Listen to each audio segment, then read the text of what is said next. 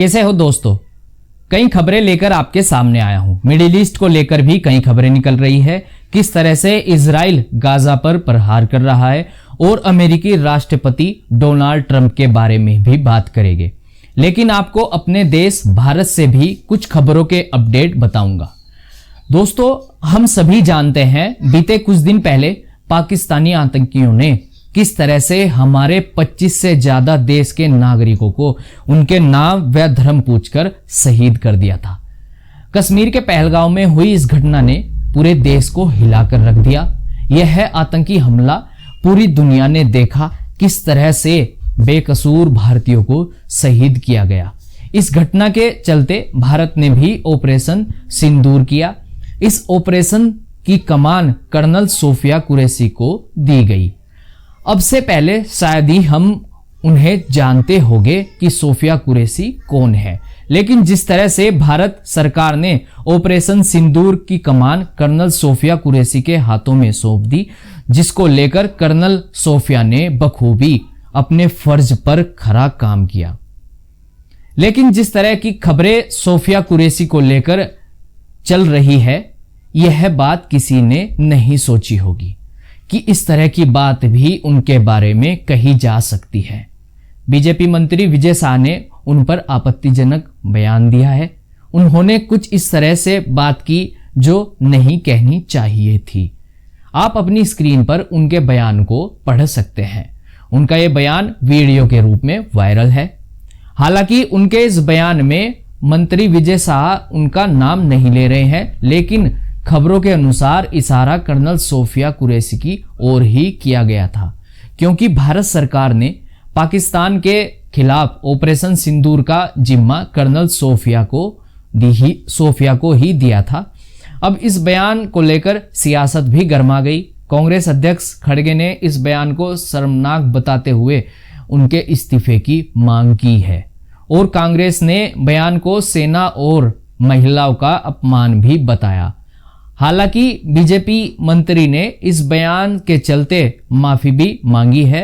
विपक्ष उनके इस्तीफे की मांग कर रहा है। देखते हैं इस मामले को लेकर क्या होता है। क्या बीजेपी मंत्री के माफी मांगने से काम चल जाएगा या विपक्ष लगातार उनके इस्तीफे की मांग कर रहा है? क्या उनकी यह मांग पूरी की जाएगी?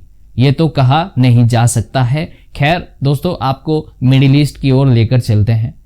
इस समय मिडिल ईस्ट को लेकर कई खबरें आपके सामने रखूंगा। बीबीसी की यह रिपोर्ट देखिएगा जिसमें लिखा है गाजा में बच्चे भूख से बेहाल हो रहे हैं।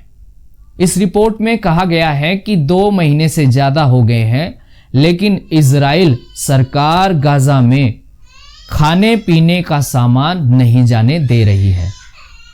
लेकिन इजराइल का कहना यह भी है वहां खाने की कोई कमी नहीं है। दोस्तों, लगभग 24 घंटे के अंदर गाजा में काफी लोगों के मरने की खबरें सामने आ रही हैं।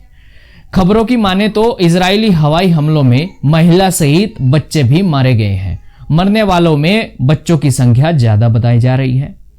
ज्यादातर हमले खान यूनिस क्षेत्र में किए गए हैं। बीबीसी की रिपोर्ट के अनुसार इजरायली रक्षा बल का यह कहना है कि पिछले 24 घंटों से खान यूनिस क्षेत्र में अभियान चल रहा था।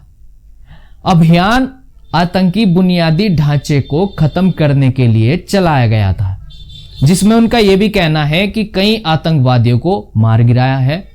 लगातार गाजा सीज फायर को लेकर बात की जा रही है। खबरें इस तरह की भी है कि इजराइल हमले तब कर रहा है जब डोनाल्ड ट्रंप अरब देशों के दौरे पर है।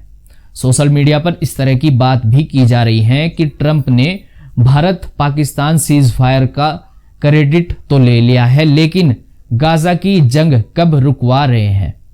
कई सवाल अरब देशों पर भी खड़े किए जा रहे हैं। क्या अरबी हुक्मरान राष्ट्रपति ट्रंप से गाजा में जंग रुकवाने के लिए बात करेंगे? खबरों के मुताबिक ये कहा जा रहा है कि राष्ट्रपति ट्रंप व्यापारिक संदर्भ में अरब देशों की यात्रा पर है। हाल ही भारत के जाने माने व्यापारी मुकेश अंबानी जी ने भी डोनाल्ड ट्रंप से कतर में मुलाकात की।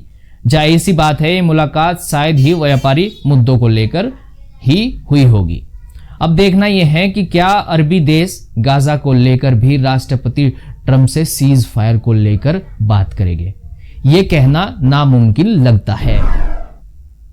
दोस्तों, भारत पाकिस्तान के बीच सीज फायर हो चुका है, लेकिन भारत ने पहलगाम में हुए हमले का पाकिस्तान को मुंहतोड़ जवाब दिया है। दोस्तों, आज की खबरों में इतना ही। इंटरनेशनल खबरों के साथ मैं आपके साथ फिर मिलूंगा। अगर आप चैनल पर नए हैं तो चैनल को सब्सक्राइब जरूर कीजिएगा। दोस्तों, काफी दिनों से वीडियो चैनल पर नहीं आ रही थी, आपको अब रेगुलर अपडेट और रेगुलर खबरें मिलती रहेगी। मुझे दीजिएगा इजाजत।